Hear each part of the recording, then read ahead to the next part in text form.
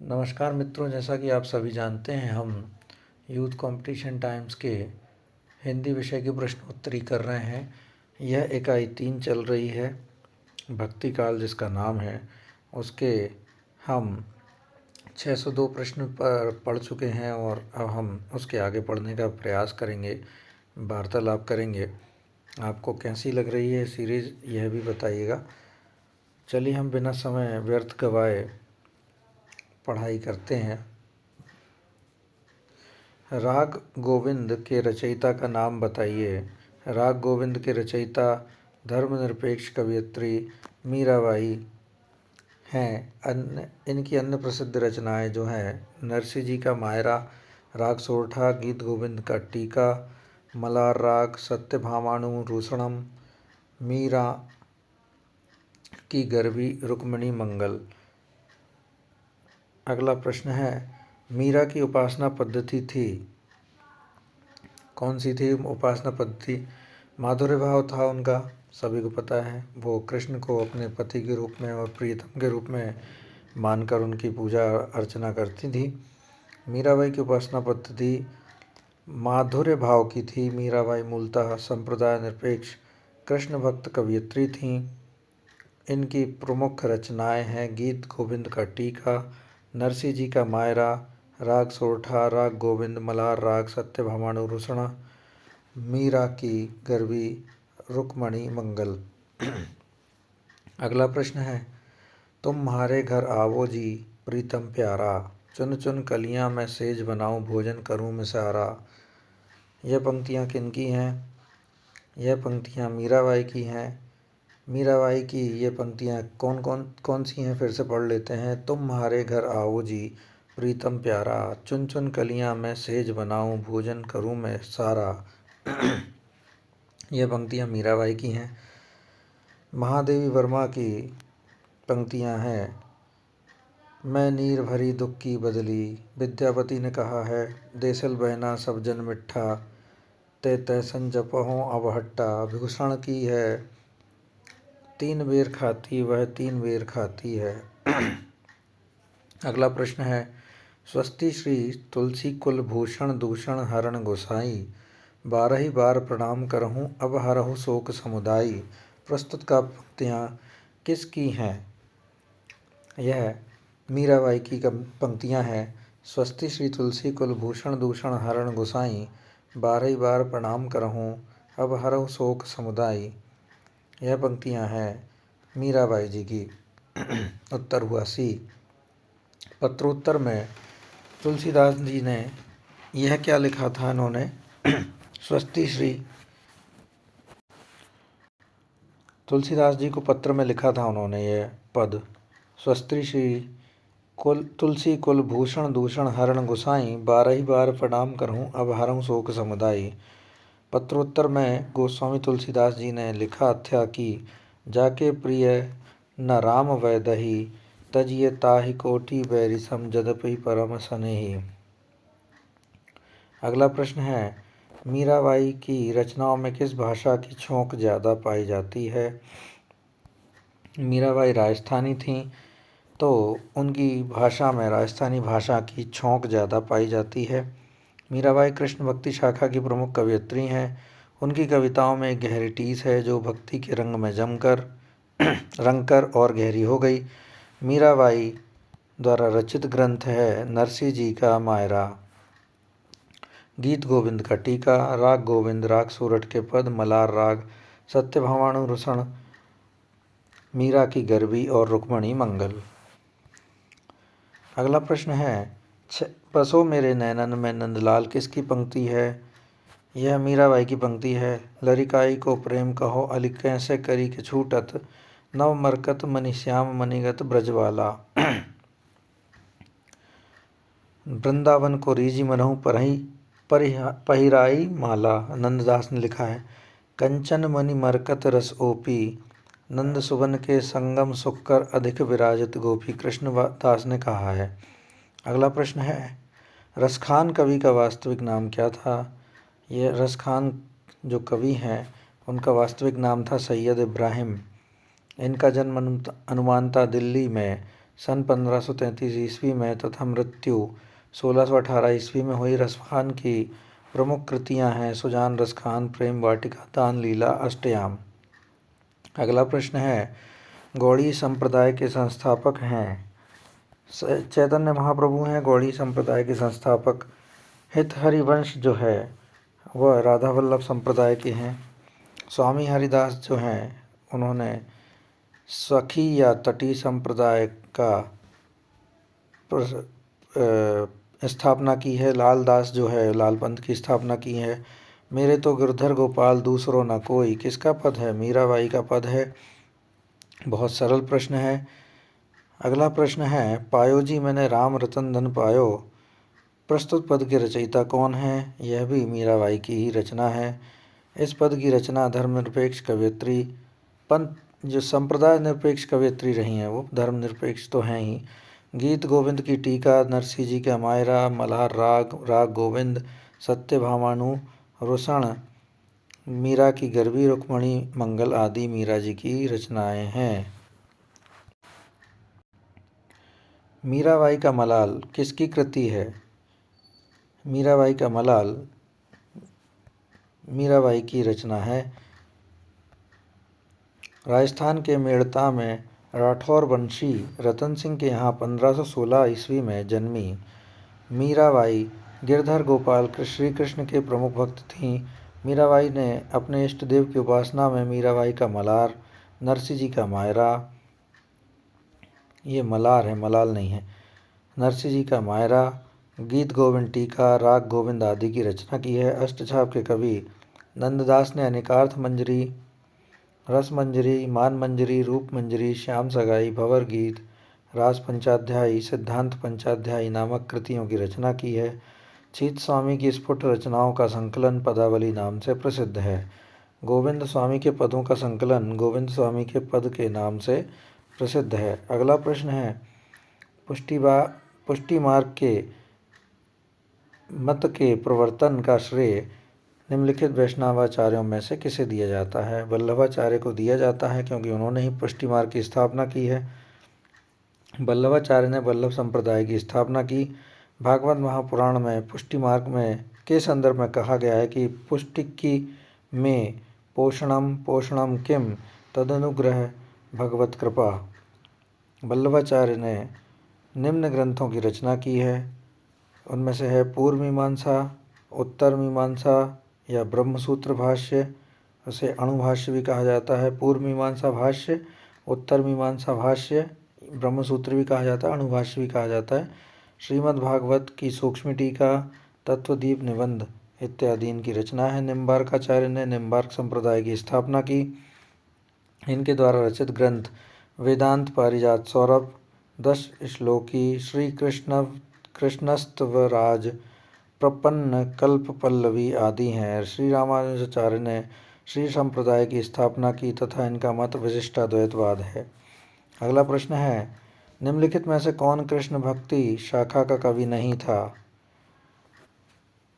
नंददास थे, सूरदास थे, रसखान थे, कबीरदास नहीं थे। कबीरदास ज्ञान मार्गी शाखा के कवि हैं। निर्गुण भक्ति शाखा में ज्ञान मार्गी शाखा इनका पंथ रहा है। संत का विधारा भी जिसे कहा जाता है। आचार्य रामचंद्र शुक्ल के अनुसार निर्गुण मार्ग के निर्दिष्ट प्रवर्तक कबीरदास ही थे। डॉक्टर बच्चन सिंह ने लिखा है, हिंदी भक्ति काव्य का प्रथम क्रांतिकारी पुरस्कर्ता कबीर है। कबीर की वाणी का संग्रह उनके शिष्य धर्मदास ने बीजक नामक ग्रंथ में 1464 ईस्वी में किया। नंददास, सूरदास, रसखान, मीराबाई ये सभी सगुण भक्ति धारा के कृष्ण भक्ति शाखा के प्रमुख कवि हैं। अगला प्रश्न है, नरसिंह जी का मायरा किसकी रचना है? मीराबाई की रचना है। इनका जन्म 1516 ईस्वी में हुआ। भाषा इनकी राजस्थानी मिश्रित ब्रजभाषा है। इनकी अन्य रचना इस प्रकार है, गीत गोविंद का टीका, राग सोरठा, राग गोविंद, मल्हार राग, रुक्मणी मंगल इत्यादि। अगला प्रश्न है, धान को गाँव पयारते जानो, ज्ञान विषय रस भोरे, सूर सो बहुत कहे न रहे रस, गूलर को फल फोरे। इसमें अंतिम पंक्ति का अर्थ क्या है? गूलर में रस नहीं है, गूलर का फल रूखा है, गूलर का फल खट्टा है, ढकी छिपी बात बोलने से कही गई बात का आनंद समाप्त हो जाता है। उपर्युक्त काव्यांश के अंतिम पंक्ति का अर्थ ढकी छिपी बात बोलने से कही गई बात का आनंद समाप्त हो जाता है। यह पद रामचंद्र शुक्ल द्वारा संपादित भ्रमर गीत सार में संकलित है। भ्रमर गीत सार महाकवि सूरदास के पदों का संग्रह है, जिसे शुक्ल जी ने सूरसागर के भ्रमर गीत से लगभग 400 पदों को छांटकर उनको भ्रमर गीत सार के रूप में प्रकाशित कराया था। अगला प्रश्न है, मीरा की कविता के संबंध में अनुपयुक्त है। मीरा के काव्य में बिछोह की तड़पन ज़्यादा है। सही है। मीरा का प्रेम परिवार से निरंतर तिरस्कार पाता है। बिल्कुल सही है। मीरा के काव्य में रहस्यानुभूति का रंग है। बिल्कुल सही है। मीरा का विद्रोह साध्य है, साधन नहीं है। यह गलत है। उत्तर हुआ डी। मीरा शिव कुमार शर्मा जी हैं जो मीरा के काव्य के संदर्भ में लिखते हैं। मीरा का काव्य आंसुओं के जल से सिक्त, पल्लवित और पुष्पित, प्रेम बेल के मनोहारिणी सुगंध से सुबासित है। मीरा की कविता का विषय उनकी आत्मानुभूति और जीवनानुभव है। उनकी आत्मा उनके आराध्य गिरधर नागर के विविध अनुभवों से विकसित और समृद्ध है। प्रेम ही उनके जीवन और भक्ति का सर्वोत्तम सार है। इस प्रेम की प्रेरणा मीरा स्वयं है। उनका एकमात्र संकट कृष्ण से विद्रोह है। इस प्रकार गोविंद गुणगान ही मीरा की कविता का विषय है। मीराबाई ने श्री कृष्ण की उपासना प्रियतम या पति के रूप में की है। मीरा के लिए उनकी कृष्ण भक्ति साधन और साध्य दोनों है। मीरा का विद्रोह कबीर के विद्रोह की तरह साधन है, साध्य नहीं। मीरा का साध्य ऐसे भाव की प्राप्ति है जो समस्त दुविधाओं और भेदों से ऊपर उठा दे। अगला प्रश्न है, या ब्रज में कुछ देखियोरी टोना पद में प्रयुक्त पंक्ति ले लेहूरी कोई श्याम सलोना के माध्यम से संकेतित है। आवाज़ लगाकर दही बेचना, गुजरिया की विक्रय कुशलता, प्रेमावेग में वर्तमान का विसरण। यह सही है। उत्तर है सी, प्रेमावेग में वर्तमान का विसरण। पद में प्रयुक्त पंक्ति के माध्यम से प्रेमावेग में वर्तमान का विसरण संकेतित है। अन्य तीनों विकल्प गलत हैं। इस पद में मीरा ब्रज की गोपियों का कृष्ण प्रेम दर्शा रही हैं। मीरा कहती हैं, लगता है किसी ने उनके ऊपर टोना कर दिया है। वह दही बेचने घर से निकलती हैं, किंतु आगे जाने पर जब राह में श्याम मिल जाते हैं तो वह सुध बुध खो बैठती हैं। दही की जगह श्याम सलोना ही लोगों को बेचने लगती हैं। गिरधर के प्रेम में वह पूरी तरह से खो गई हैं। मीरा की कविता में प्रेम की गंभीर अभिव्यंजना है, उसमें विरह की वेदना है तो मिलन का उल्लास भी।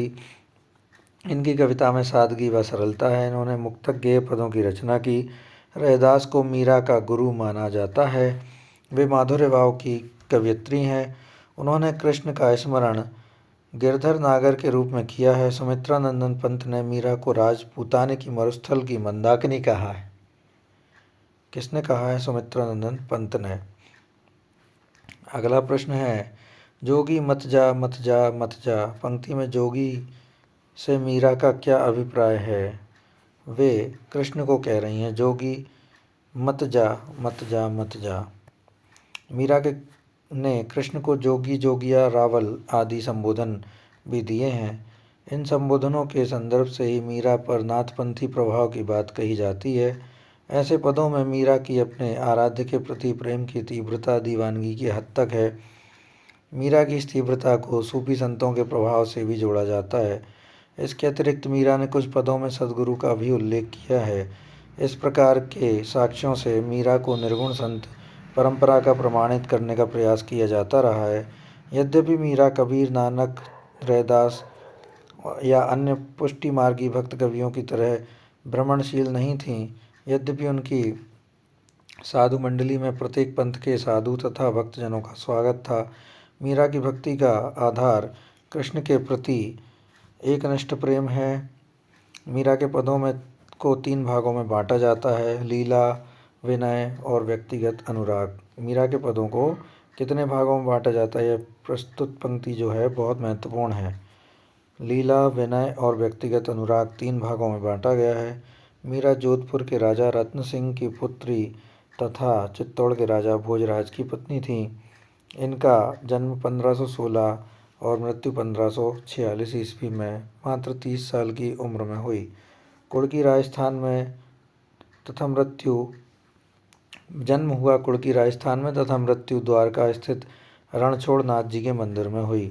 मीरा की प्रमुख काव्य कृतियाँ हैं गीत गोविंद का टीका, नरसिंह जी का मायरा, राग गोविंद, मलार राग, मीरा की गरबी, राग सोरठा, रुक्मणी मंगल आदि। मीरा के स्फुट पद मीराबाई की पदावली नाम से प्रकाशित हैं।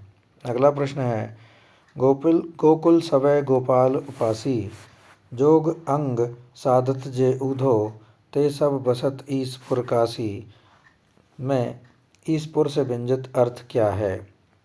ईसपुर से अर्थ है शिव की नगरी, ये याद रखिएगा। ईसपुर से व्यंजित अर्थ है शिव की नगरी। उपर्युक्त काव्य पंक्तियाँ सूरदास द्वारा प्रणीत भ्रमर गीत सार से उद्धृत हैं। गोपियाँ कहती हैं कि हे उद्धव, गोकुल के सब लोग कृष्ण उपासक हैं। आप तो हम लोगों को अष्टांग योग की शिक्षा दे रहे हैं। अष्टांग योग की साधना करने वाले तो शंकर की नगरी काशी में निवास करते हैं। सूरदास द्वारा रचित प्रमुख ग्रंथ हैं सूरसागर, सूरसरावली और साहित्य लहरी। सूरदास ने सूरसागर में 3 भ्रमर गीतों की योजना की है। हिंदी साहित्य में भ्रमर गीत काव्य परंपरा का प्रवर्तन सूरदास ने किया है। अगला प्रश्न है, आए जोग सिखावन पांडे। सूरदास तीनों नहीं उपजत धनिया धान कुम्हाड़े। आए जोग सिखावन पांडे, तीनों नहीं उपजत धनिया धान कुम्हाड़े। इन पदों में तीनों का व्यंग्यार्थ है।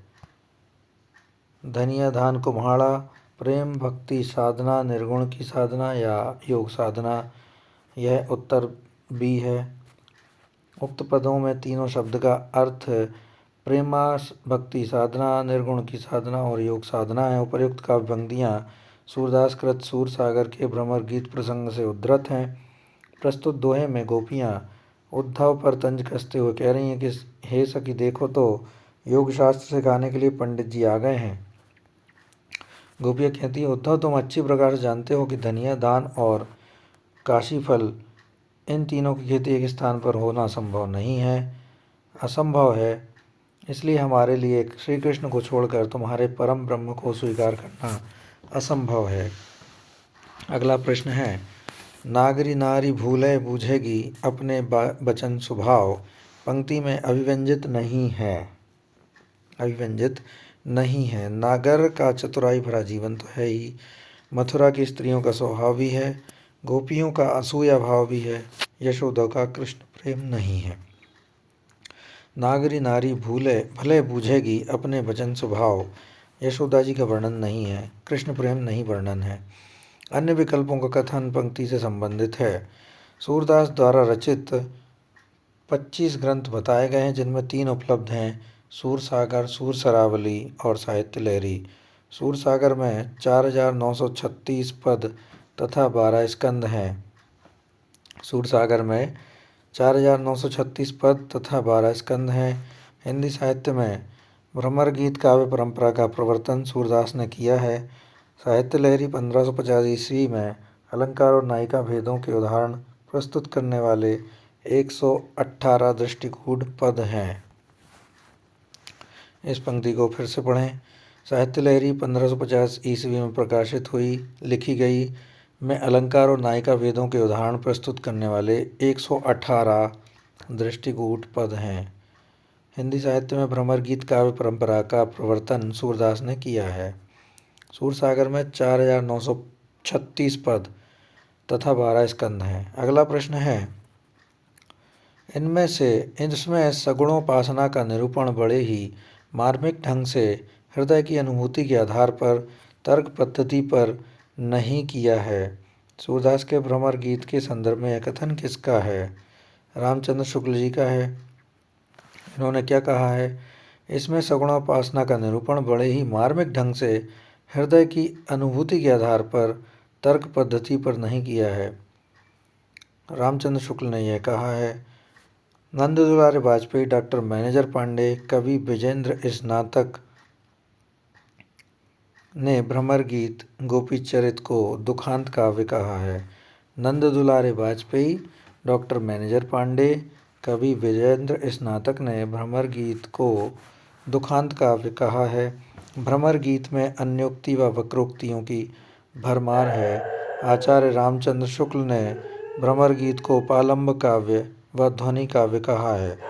आचार्य हजारी प्रसाद द्विवेदी ने लिखा है, सूरदास जब अपने विषय का वर्णन शुरू करते हैं तो मानो अलंकार शास्त्र हाथ जोड़कर उनके पीछे दौड़ा करता है। उपमाओं की बाढ़ आ जाती है, रूपकों की वर्षा होने लगती है, संगीत के प्रभाव में कवि स्वयं बह जाता है। सूरदास की रचनाओं का सर्वप्रथम संपादन कलकत्ता में 1841 ईस्वी में राग कल्पद्रुम से नाम से हुआ। आचार्य हजारी प्रसाद द्विवेदी ने सूरसागर को स्त्री चरित्र का विशाल काव्य कहा है। भ्रमर गीत में परम विरहा शक्ति का गहरा समावेश है। अगला प्रश्न है, अष्टयाम किसकी रचना है? अष्टयाम है नाभादास की रचना। इनकी कृतियाँ अन्य कृतियाँ हैं भक्तमाल, अष्टयाम और राम भक्ति संबंधित स्फुट का पद। भक्तमाल में लगभग 200 भक्तों का चरित्र गान है। अष्टयाम ब्रजभाषा गद्य और पद्य दोनों के पृथक पृथक उपलब्ध है। अष्टयाम ब्रजभाषा में अलग है और ब्रजभाषा गद्य में अलग है और पद्य दोनों में अलग अलग उपलब्ध है। नंददास की किस कृति पर मुग्ध होकर उन्हें जड़िया उपाधि दी गई? ये बहुत महत्वपूर्ण प्रश्न है, इसको याद करिएगा। नंददास की किस कृति पर मुग्ध होकर जड़िया उपाधि दी गई है? इनकी रास पंचाध्यायी जो रचना है, रास पंचाध्यायी, इसके मुग्ध होकर इन्हें जड़िया कवि कहा गया है। रास पंचाध्यायी कृति पर मुग्ध होकर नंददास को जड़िया की उपाधि दी गई है।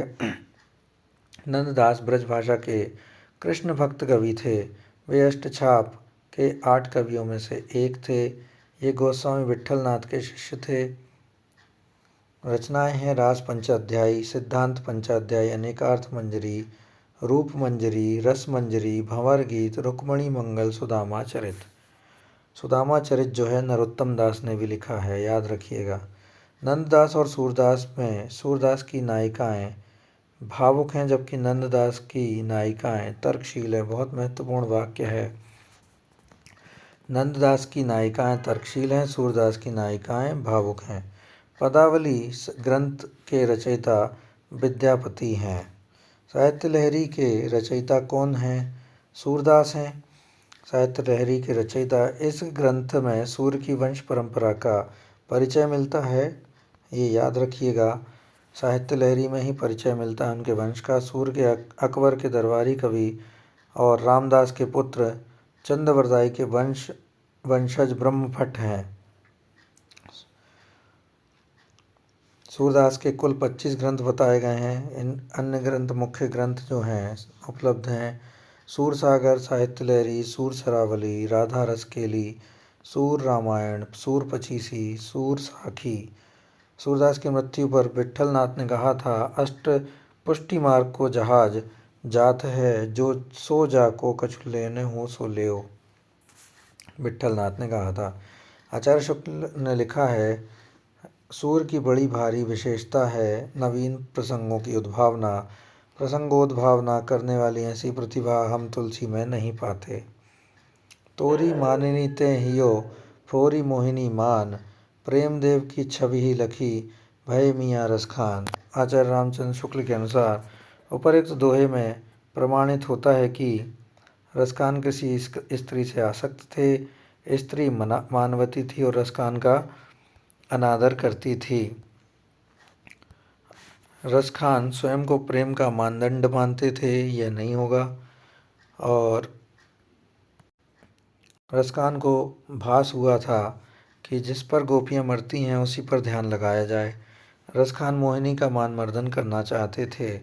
उत्तर हुआ बी, ए, बी और डी। पहला, उनके किसी स्त्री पर आसक्त थे। स्त्री मानवती थीं और रसखान का अनादर करती थीं। रसखान को भास हुआ कि जिस पर गोपियाँ मरती हैं उसी पर ध्यान लगाया जाए, यह सही है। रसखान का पूरा नाम सैयद इब्राहिम है। कृष्ण भक्ति के लिए कवित्व सवैया पद्धति को अपनाने वाले प्रथम कवि थे। इनकी रचनाएं हैं सुजान रसखान, दान लीला, अष्टयाम, प्रेम वाटिका। तुलसीदास जी ने अपना रामचरितमानस सर्वप्रथम रसखान जी को सुनाया था। अगला प्रश्न है, प्रेम वाटिका किसकी काव्यकृति है? प्रेम वाटिका है रसखान की काव्यकृति।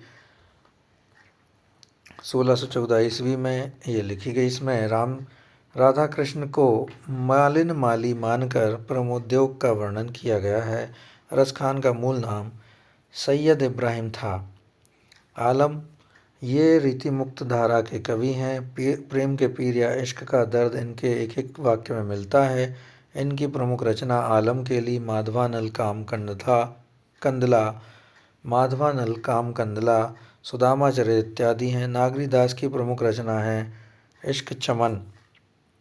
बणी ढणी इनकी पत्नी थीं। भारतेंदु जी, इन्हें गद्यकाल के प्रवर्तक के रूप में जाना जाता है। इनके काव्य ग्रंथों की संख्या 70 है। इनके प्रमुख काव्य संग्रह हैं भक्ति सर्वस्व, कार्तिक स्नान, प्रेम सरोवर, प्रेम माधुरी, होली, वर्षा विनोद इत्यादि। नायिका भेद पर आधारित ग्रंथ रस मंजरी के रचनाकार हैं नंददास हैं। नायिका भेद पर आधारित ग्रंथ रस मंजरी के रचनाकार नंददास हैं। यह रीति निरूपण संबंधी रचना है। इसमें नायिका भेद का वर्णन किया गया है। स्वकीया परकीया नायिका के भेदों के साथ 9 प्रकार की नायिकाओं का वर्णन किया गया है। नायिका भेद आधारित ग्रंथ है रसमंजरी। इसके रचनाकार नंददास हैं। इसमें नायिका भेद का वर्णन किया गया है। स्वकीया परकीया नायिका के भेदों के साथ 9 प्रकार की नायिकाओं का वर्णन है। इनकी अन्य रचना है रास पंचाध्यायी, सिद्धांत पंचाध्यायी, रूप मंजरी, विरह मंजरी और भंवर गीत इत्यादि। अगला प्रश्न है, निम्नलिखित में से कौन अष्टछाप का कवि है? सूरदास हैं, क्योंकि बाकी तो है नहीं। कुंभन दास भी नहीं है, कृष्णदास भी नहीं है इस विकल्प में। ये अष्टछाप के कवि नहीं हैं, सूरदास हैं। कुंभन दास चार कवि विट्ठलनाथ के थे, 4 कवि वल्लभाचार्य के थे। 8 कवियों की मिलाकर अष्टछाप की स्थापना की गई थी 1565 में। कुंभन दास वल्लभाचार्य के शिष्य थे। सूरदास वल्लभाचार्य के शिष्य थे। परमानंद दास वल्लभाचार्य के शिष्य थे। कृष्णदास वल्लभाचार्य के शिष्य थे। गोविंद स्वामी विट्ठलनाथ के थे। चीत स्वामी विट्ठलनाथ के थे। चतुर्भुज दास जो थे विट्ठलनाथ के शिष्य थे और नंददास भी विट्ठलनाथ के थे। कुंभन दास और चतुर्भुज दास में पिता पुत्र का संबंध है, याद रखिएगा। निम्नलिखित अगला प्रश्न है, निम्नलिखित में से कौन सा कवि कृष्ण भक्ति धारा के कवियों में शामिल नहीं है? नाभादास नहीं है क्योंकि ये राम भक्ति धारा के कवि थे। नंददास हैं, हरिदास हैं और ध्रुवदास हैं। कृष्ण भक्ति धारा के कवि नंददास, हरिदास, ध्रुवदास, सूरदास, कुंभन दास, परमानंद दास, कृष्णदास, गोविंद स्वामी, छीत स्वामी, चतुर्भुज दास, रसखान, मीरा, रहीम आदि हैं। राम भक्ति काव्यधारा के कवि रामानंद, अग्रदास, तुलसीदास, नाभादास, विष्णुदास, नरहरिदास, ईश्वरदास आदि हैं। अगला प्रश्न है, केवल प्रेम लक्षणा भक्ति का आधार ग्रहण करने के कारण कृष्ण भक्ति शाखा में अश्लील विलासिता की प्रवृत्ति जागृत हुई। यह विचार किसका है? यह विचार रामचंद्र शुक्ल का है। केवल प्रेम लक्षणा भक्ति के कारण अश्लील विलासिता की प्रवृत्ति जागृत हुई कृष्ण भक्ति शाखा में, यह रामचंद्र शुक्ल जी ने कहा है। अगला प्रश्न है, श्री वल्लभाचार्य ने जिस कृष्ण भक्ति को प्रतिष्ठित किया उसका दार्शनिक आधार कौन सा है? उसका दार्शनिक आधार है शुद्ध द्वैत। वल्लभाचार्य ने अपने कृष्ण भक्ति में जिस दार्शनिक आधार को अपनाया वह शुद्ध द्वैत था, जिसमें पुष्टि भक्ति ही आधार थी। भगवान का पोषण प्राप्त करना ही भक्ति का लक्ष्य था। मध्यकाल के अन्य दर्शन थे मध्वाचार्य का द्वैत दर्शन, शंकराचार्य का अद्वैत दर्शन, निम्बार्काचार्य का द्वैताद्वैतवाद जिसे भेदाभेदवाद भी कहा जाता है, रामानुजाचार्य का विशिष्टाद्वैतवाद आदि।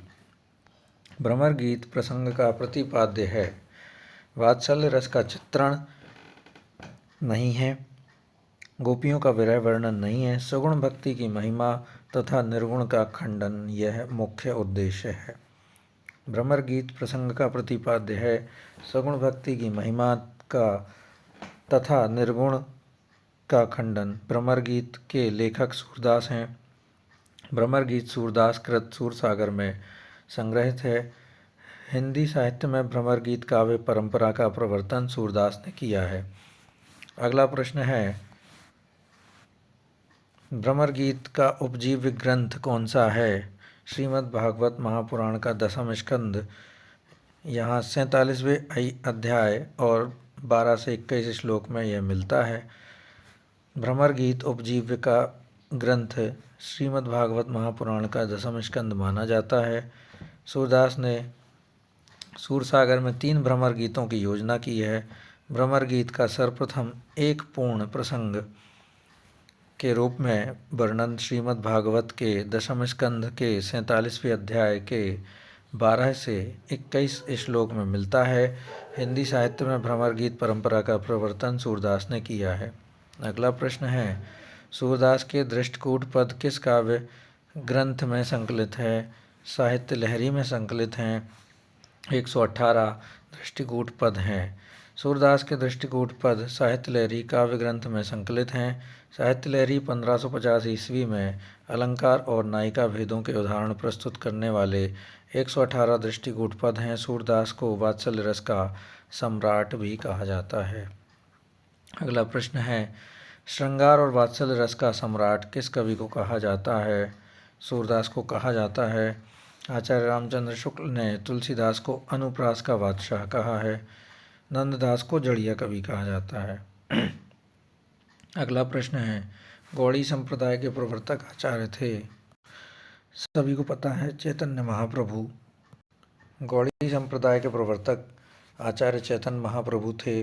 प्रमुख संप्रदाय और उनके प्रवर्तक इस प्रकार हैं। वल्लभाचार्य रुद्र संप्रदाय के प्रवर्तक रहे हैं, उनने शुद्धाद्वैतवाद का मत दिया है। मध्वाचार्य ब्रह्म संप्रदाय के रहे हैं और द्वैतवाद उन्होंने सिद्धांत दिया है, दार्शनिक मत दिया है। चैतन्य महाप्रभु गौड़ीय संप्रदाय के प्रवर्तक हैं। अचिंत भेदावत भेद इन्होंने दिया है। स्वामी हरिदास सखी संप्रदाय के प्रवर्तक रहे हैं। अष्टछाप के कवियों की संख्या कितनी है? 8 कवि रहे हैं। गोस्वामी विट्ठलनाथ ने 1565 ईस्वी में 4 वल्लभाचार्य तथा 4 अपने शिष्यों को मिलाकर अष्टछाप की स्थापना की है। अष्टछाप के 8 कवि इस प्रकार हैं, कुंभनदास, सूरदास, परमानंद दास, कृष्णदास। ये हुए वल्लभाचार्य के। कुंभनदास, सूरदास, परमानंद दास और कृष्णदास ये वल्लभाचार्य के हैं। गोविंद स्वामी, छीत स्वामी, चतुर्भुज दास और नंददास ये विट्ठलनाथ के हैं। अगला प्रश्न है, निम्नलिखित को कालक्रम के अनुसार व्यवस्थित करें। कालक्रम के अनुसार स्वामी हरिदास पहले आए 1478 ईस्वी में, फिर सूरदास 1478 ईस्वी में, मीराबाई 1516 में, रसखान 1533 ईस्वी में। लेकिन यहाँ पर स्टार इसलिए लग गया है क्योंकि सही मैनर में ऑप्शन नहीं दिए गए हैं। अगला प्रश्न है, 252 वैष्णव वार्ता की भाषा क्या है? ब्रजभाषा है। इस वार्ता के ग्रंथ के लेखक गोस्वाई गोकुलनाथ हैं। इस वार्ता ग्रंथ के अतिरिक्त 84 वैष्णव वार्ता भी गोकुलनाथ का ग्रंथ है।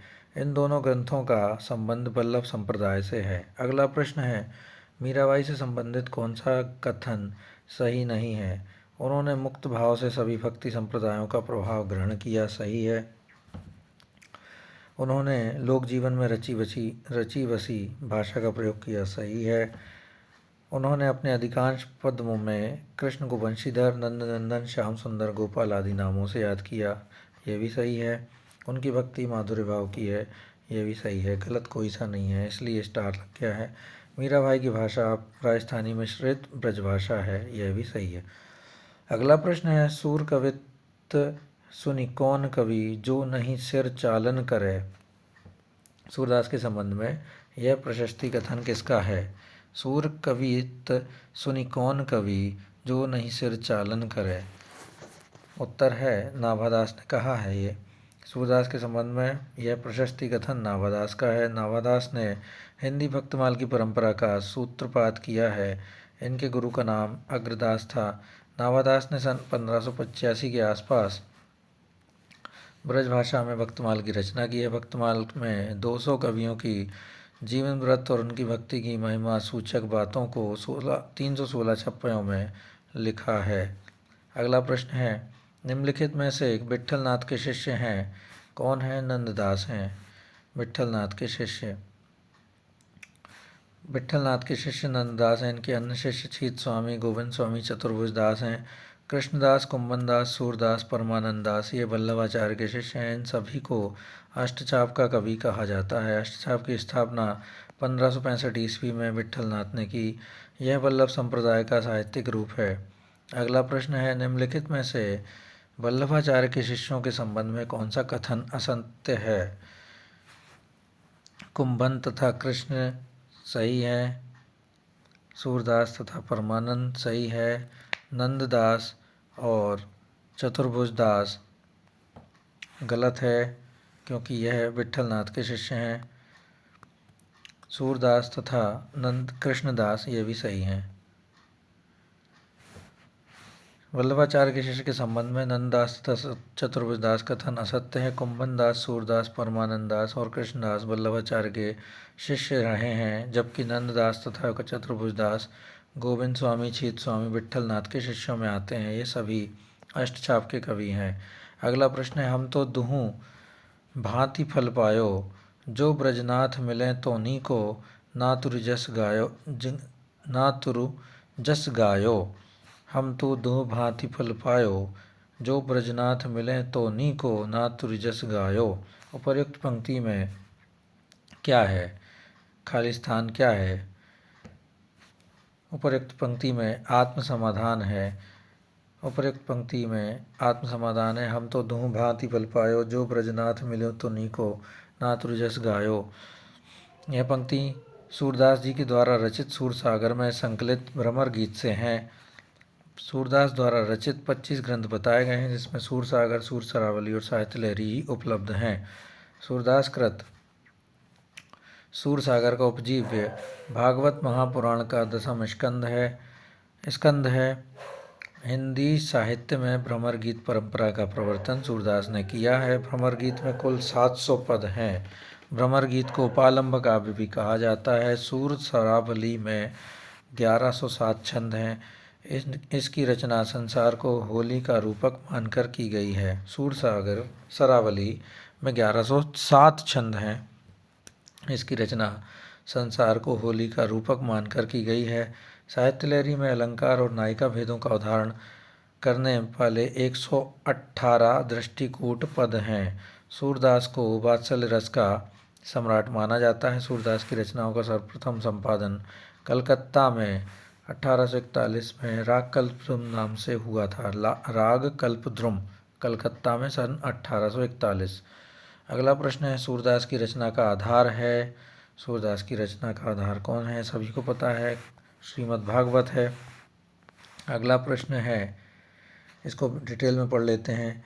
सूरसागर की रचना का आधार श्रीमद् भागवत का 10वां स्कंद है। सूरसागर में 4936 पद तथा 12 स्कंद हैं। हिंदी साहित्य में भ्रमर गीत काव्य परंपरा का प्रवर्तन सूरदास ने किया है। सूरदास की रचनाएं सूरसागर, सूर सरावली और साहित्य लहरी हैं। अगला प्रश्न है, कृष्ण भक्ति काव्य के संदर्भ में इनमें से कौन सा कथन असत्य है? भगवत कृपा की प्राप्ति के लिए सूर की भक्ति पद्धति में अनुग्रह का प्राधान्य है। बिल्कुल सही है। नंददास ने भंवर गीत नामक ग्रंथ की रचना की थी। सही है। राधा वल्लभ संप्रदाय में राधा का स्थान गौण तथा कृष्ण का स्थान प्रधान तथा उच्च माना गया है। यह गलत है, इसका उल्टा है।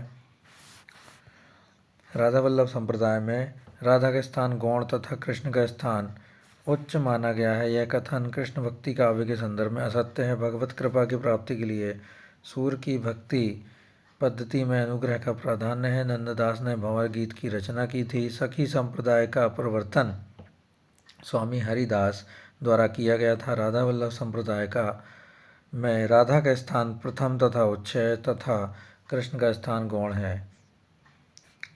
अगला प्रश्न है, साहित्य लहरी की रचयिता कौन है? साहित्य लहरी के रचयिता सूरदास हैं। साहित्य लहरी 1550 ईस्वी में अलंकार तथा नायिका भेदों का उदाहरण प्रस्तुत करने वाले 118 दृष्टिकूट पद हैं। इनकी अन्य कृतियां हैं सूरसागर और सूरसरावली।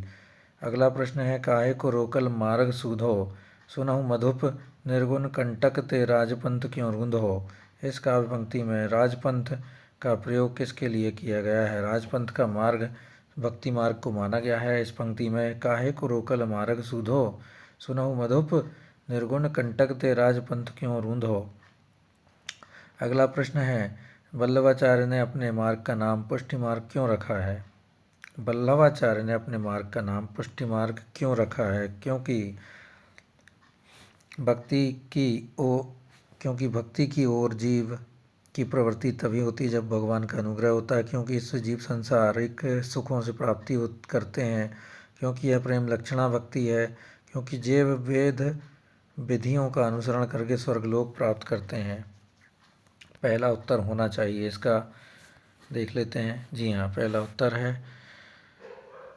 क्या कहा गया है पहले में? क्योंकि भक्ति की ओर जीव की प्रवृत्ति तभी होती है जब भगवान का अनुग्रह होता है, इसलिए इसे पुष्टि मार्ग कहा है। पुष्टि मार्ग रखा क्योंकि भक्ति की ओर जीव की प्रवृत्ति तभी होती है जब भगवान का अनुग्रह होता है। इन्होंने जीव के 3 रूप बताए हैं। पुष्टि जीव जो भगवान के अनुग्रह पर निर्भर होते हुए नित्य लीला में प्रवेश के अधिकारी बनते हैं। अगला है मर्यादा जीव जो वेदोक्त विधियों का अनुसरण करते हुए भिन्न भिन्न लोक प्राप्त करते हैं। प्रवाह जीव जो जगत प्रपंच में ही निमग्न रहते हुए सांसारिक सुखों की प्राप्ति हेतु सतत चेष्टारत रहते हैं। अगला प्रश्न है, सूरदास के किस ग्रंथ में अलंकारों और नायिका भेदों के उदाहरण प्रस्तुत करने वाले कूट पद हैं? सूरदास के किस ग्रंथ में अलंकारों और नायिका भेदों के उदाहरण प्रस्तुत करने वाली कूट पद हैं? साहित्य लहरी में है, 118 दृष्टिकूट पद हैं और ये नायिका भेदों के और अलंकारों के बारे में लिखे गए हैं। सूरदास को श्रृंगार और वात्सल्य रस का सम्राट माना जाता है। इनके द्वारा अन्य रचित कृतियां हैं सूरसागर और सूरसरावली। साहित्य लहरी तो आपने पढ़ ही लिया है। अगला प्रश्न है, गोपियों की वचन वक्रता का मनोहारी चित्रण सूरसागर के किस अंश में मिलता है? भ्रमर गीत में मिलता है। सूरदास कृत सूरसागर का उपजीव्य भागवत महापुराण हिंदी साहित्य में भ्रमर गीत काव्य परंपरा का प्रवर्तन सूरदास ने किया है। भ्रमर गीत का उपालंभ काव्य भी कहा जाता है। आचार्य रामचंद्र शुक्ल ने इसे ध्वनि काव्य कहा है। अगला प्रश्न है, जिस प्रकार स्वामी रामानंद जी ने विष्णु के अवतार राम की उपासना पर जोर दिया, उसी प्रकार किस आचार्य ने कृष्ण को लेकर जनता को रसमग्न किया है? वल्लभाचार्य ने किया है। जिस प्रकार रामानंद ने विष्णु के अवतार राम की उपासना पर जोर दिया, उसी प्रकार वल्लभाचार्य ने कृष्ण को लेकर जनता को रसमग्न किया। वल्लभाचार्य द्वारा रचित ग्रंथ है पूर्व मीमांसा भाष्य, उत्तर मीमांसा तथा अणुभाष्य तथा तत्वदीप निबंध, श्रीमद्भागवत की सूक्ष्म टीका। अगला प्रश्न है, निम्न में से कौन सा अष्टछाप का कवि नहीं है? रैदास नहीं है, सूर, परमानंद और कुंभन दास हैं। जी हाँ, बिल्कुल सही है। रैदास तो है ही नहीं क्योंकि वो ज्ञान मार्ग की शाखा के कवि हैं। वल्लभाचार्य के जो द्वारा स्थापित अष्टछाप है उनके 8 कवि जो हैं उन इस प्रकार हैं, सूरदास, कुंभन दास, परमानंद दास और कृष्णदास। ये विट्ठलनाथ के कवि हैं। कौन है शिष्य हैं? गोविंद स्वामी, चीत स्वामी, चतुर्भुज दास और नंददास। चतुर्भुज दास और कुंभन दास में पुत्र पिता का संबंध है। तो मित्रों, ये था हमारा अब तक 656वां प्रश्न तक का वीडियो। अगला प्रश्न हम अगले वीडियो में करेंगे। कैसा लगा आपको बताइएगा। अगर आपको ठीक लग रही है मेहनत, वार्तालाप ठीक लग रहा है, तो इस चैनल को सब्सक्राइब भी कर सकते हैं। बहुत बहुत धन्यवाद आपका।